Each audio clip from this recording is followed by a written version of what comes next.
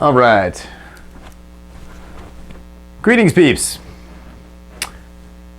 We're studying electrical circuits. So we've just completed our unit on electrostatics, and now we're looking at a situation where charges are in motion, and we'll look at some of the elements and dynamics that make circuits possible. So what I want to start off with are some scenarios, 6 different scenarios, that we'll analyze them in greater detail with some new terminology to throw in. So for example, over here we've got a situation where this icon here is a regular old light bulb. So a light bulb will connect to both the positive and negative side here. And well, right now this bulb is connected, so it's not doing very much. It's not lit, it's just hanging out over here.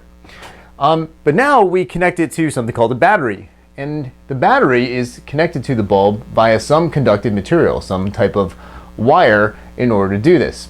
And when the bulb is connected to the battery, you'll note that it's energized. It turns on, it lights up, it may even get a little hot, as the case may be.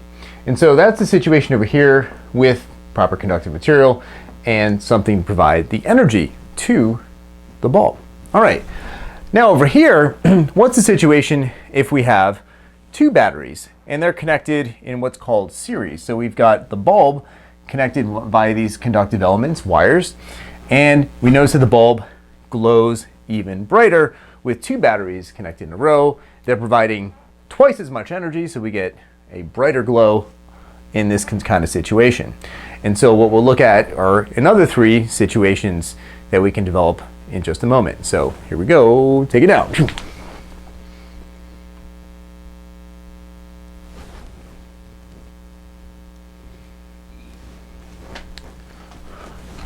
All right, so now we've got 3 more circuit situations. We'll take a look at them. In this case, we add an additional element, and that would be pencil lead. I know it sounds kind of strange, but pencil lead actually has a purpose. In this case now, we have the bulb, battery, conductive elements, such as wires, and now the circuit with battery and pencil lead connected still glows, but dimly. All right, so there's actually still some glow, some energy transferred over here into the bulb, but not as much as before, but it's not zero, okay? So it's not like completely off. It's got some glow over here. So the pencil lead somehow allows us to control the amount of brightness by dimming it. And so that's something we'll look at later. What is this pencil lead? What is the element that it represents? And we can actually try this in the lab, and we shall.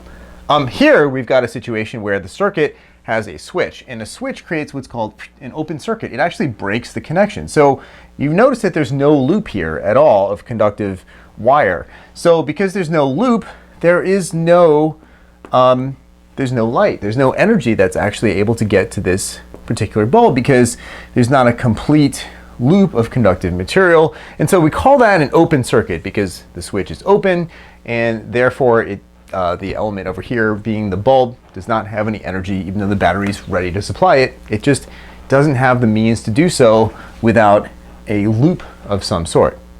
In the last situation over here, we've got the bulb. It's still not glowing, but this is interesting because now we've got this bypass, okay? So we have a bypass conductor where the battery is supplying energy, but the bypass is so much easier to go through than the bulb that the charges just decide to go through this kind of situation. So what happens here is that this is called a short circuit. This is a really dangerous thing sometimes. Rather than lighting up the battery itself is just going to continue in this loop, the easiest possible loop. And what happens in that case is it just gets really, really hot and exhausts its charge, and it could be kind of a dangerous situation. So this is known as a short circuit. So that's the concept for a short circuit, is the bypass versus the open circuit, which is a breakage in the connection. So I'll have you take these down, and we'll move on to some of the terminology so we can relate these elements to actual electrical terms that we'll use pretty soon.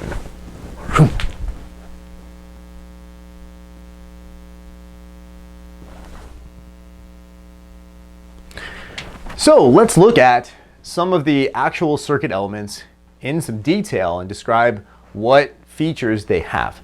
So let's start with the battery. So the battery provides energy to the charges within the circuit, and it has something called voltage. You'll notice that batteries are rated in volts, and what that really means is that they have an ability to provide the charge, in this case electrons that move through the circuit, some energy to move. They give it the kinetic energy, okay? They give it partly due to the Coulomb's force, where you've got a positive and a negative side, and of course there's an attraction and repulsion both happening at the same time, and that is the energy it gives. We know that work is force times distance, and so there's energy there to be had by way of voltage. We also have conductive material. So these are often wires, and it allows the charges to flow to other elements within a circuit. It provides a conduit for what's called electrical current. So the current is carried by this conductive material into each element, whether that element is a bulb, or maybe in another case it could be a pencil lead. Pencil lead could be an element as well, okay?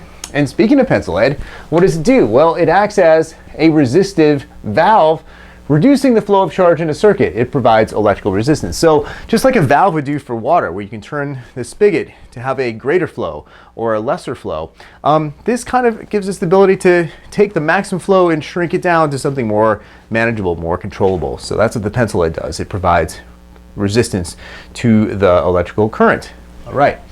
And the bulb itself is responsible for converting electrical energy to other forms, such as light and heat.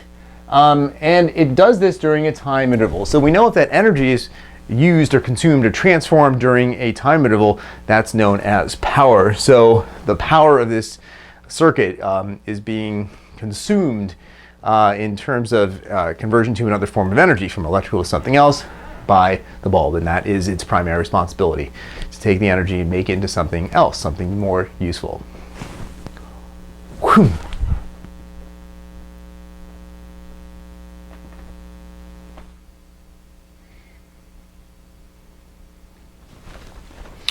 All right, let's look at some of the physical electrical quantities that define the terms that we've seen before. Let's flesh them out. Let's look at what they mean.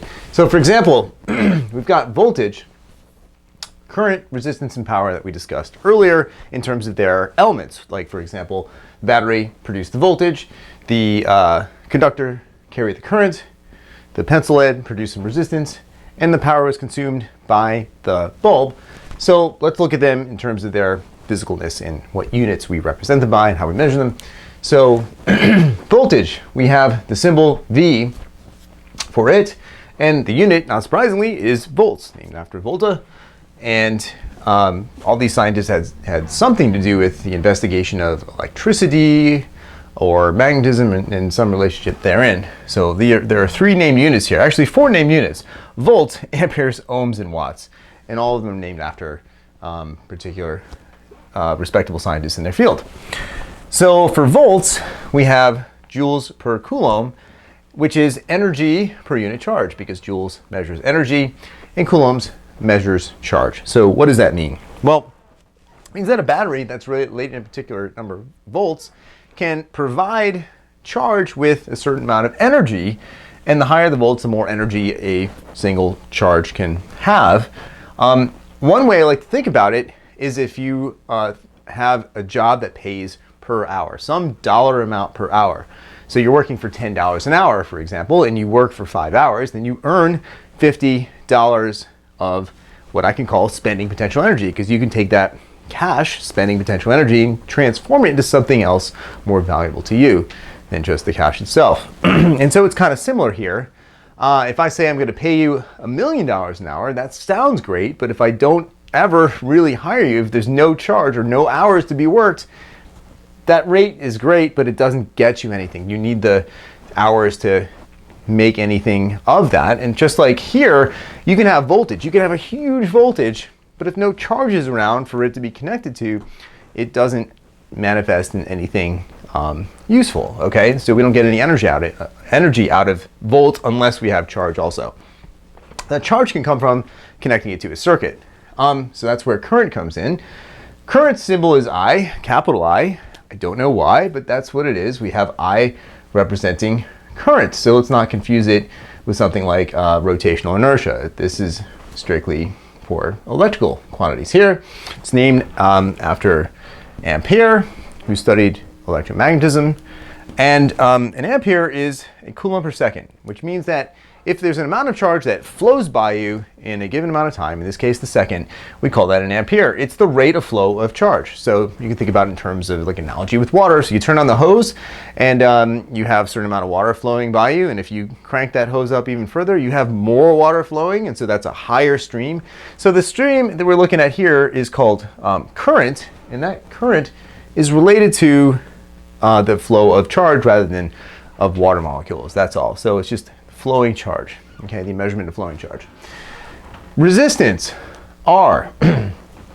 R is measured in a unit known as an ohm, which is actually further symbolized by omega, okay?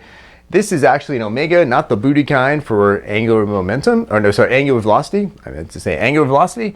And this omega here is the capital version of omega, the Greek letter omega, and it represents ohms, and it's resistance to current, which means that it's an ability to take a big flow and reduce it to something smaller, something perhaps more manageable. So it's like a valve or some kind of blockage, partial blockage in the flow to reduce the number of coulombs that flow by, the number of charges that flow by at any given amount of time. And then we've got power, which is an old friend. We remember from the stairs lab, most powerful person lab. And the symbol for power is P, not to be confused with momentum, capital P for power. And it's measured after yet another scientist, James Watt. In this case, a watt is a joule per second. And a joule per second means that it's the rate at which energy is consumed and transformed. How much energy are we using per second? So it's how fast we're using energy or transforming it into another form. So these are the quantities. In the next and final section here, I'm going to introduce some of the key relationships that we'll use to analyze electrical situations and the beginnings of analyzing actual electrical circuits. It's called Ohm's Law and the power law.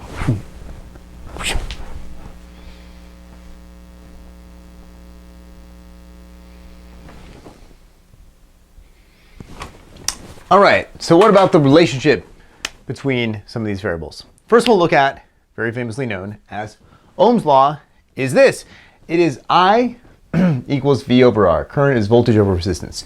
Oftentimes you'll see this as V equals I times R, but I think it's much, much more descriptive and demonstrative when we write it like this, and here's why. Because this is the version that makes the most sense.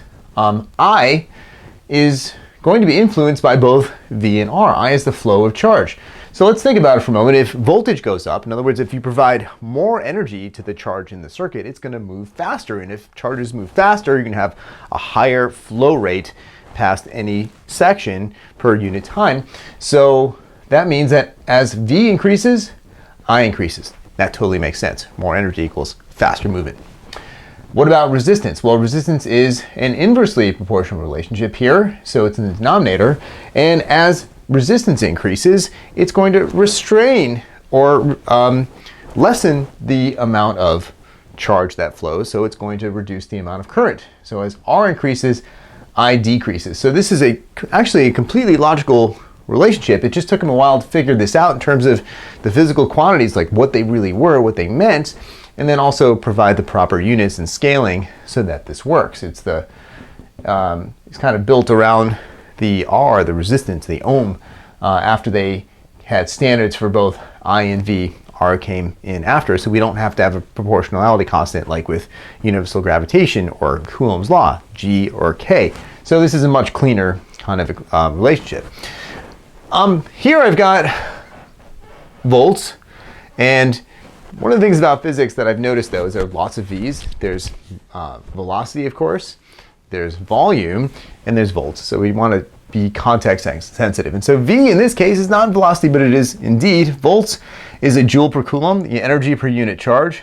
I is coulombs per second, the flow rate of charge past a certain cross-sectional area.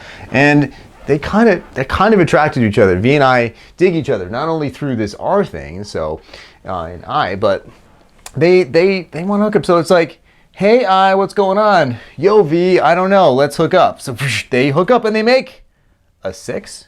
No. This is V times I. That's not the Roman numeral 6. V times I. What does that actually get us? Well, we take a look at V, joules per coulomb. I is coulombs per second. And when they get together and hook up, they make something kind of beautiful. They make, well, they actually cancel their coulombs, and they make this. They make a joule in the numerator and second denominator, which we identified earlier, right? Absolutely. So when V and I get together, they make power. They together make power, joules per second. And so we have this other relationship here that is P equals V times I. So these are the two key relationships we'll use to analyze some electrical situations. And we will also use them in more complex situations where the circuit's configuration itself matters. How we connect the elements actually determines the behavior of the circuit. So that's very different than what we've done. So the whole geometry of the circuit and the way they're connected will determine its behavior. But these are the key equations still that will guide us through each and every situation as we get a little bit more into this unit of electrical circuits. And so that concludes electrical circuits introduction. With that, happy zapping. Morad out.